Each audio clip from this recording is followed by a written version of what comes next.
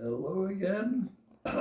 We talked last time about life continuing from generation to generation.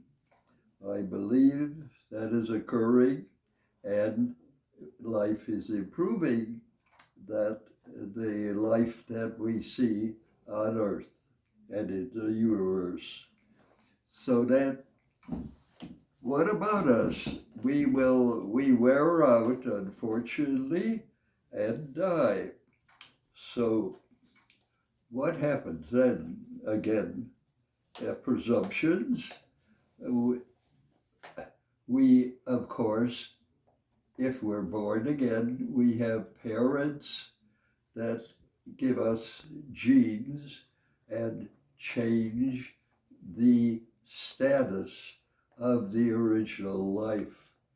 So really what you are right now will never be repeated because it's going to be altered, improved, maybe lessened, and some characteristics that you've developed might be overrun by new characteristics that you'll inherit as an assumption, so that one almost logically can say you as you are now will never be repeated.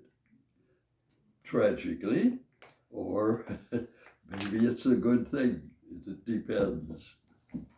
So what is repeated?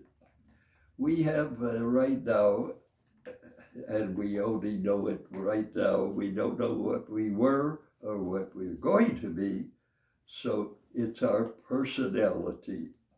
That is everything, but it's the variable that will be changed.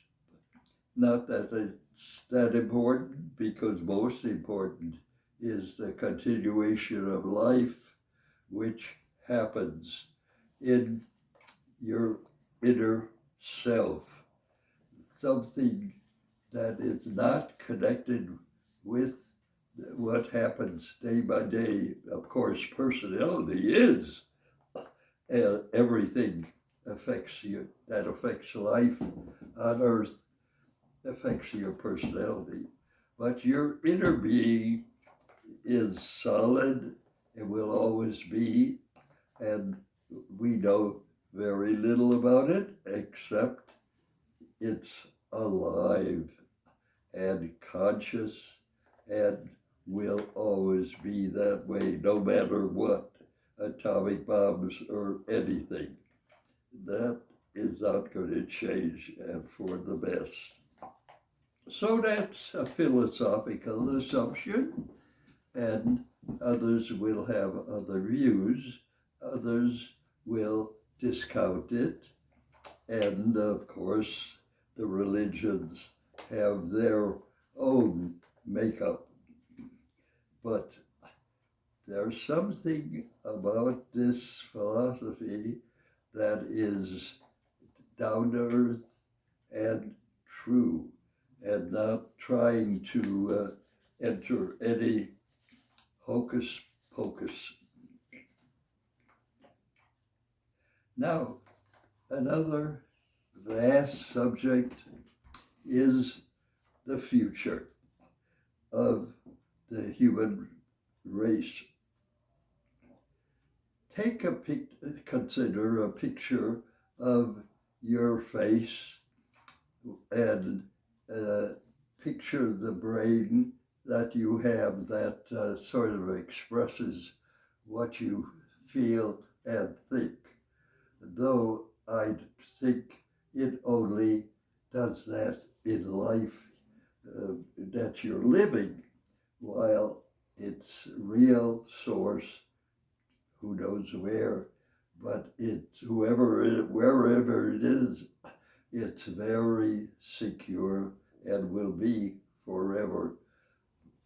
It's in the universe that things live and die, but the universe itself is going to die according to my theories.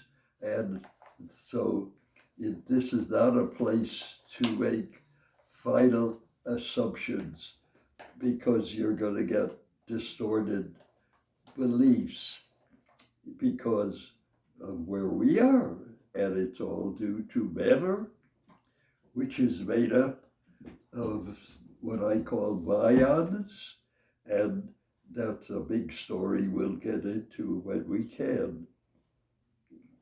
So now we're moving into that picture of the face and our brain.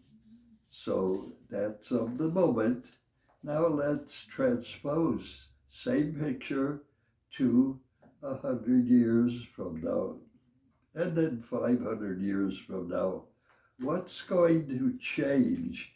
Only nothing visual too much, but our ability to think and understand and enclose more concepts and bring them together and get really an idea of where the evolution is truly aiming.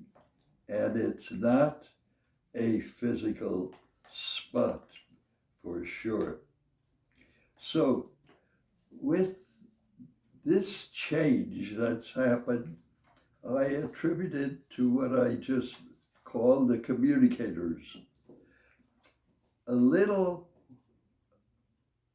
brain power, a little wiser than we have right now, and will always be a jump ahead of us in time, and kind of, one might say, preparing the way, but only if you accept what is the way or the path to improvements, and ultimately what I call the realm. You would think of it as heaven, but it will be a place of no matter, all thought, and the qualities will be dancing all over the place, and they will be so different from matter, they won't have limits. It'll be going in all directions, and our jobs will be to try to follow them up and understand them.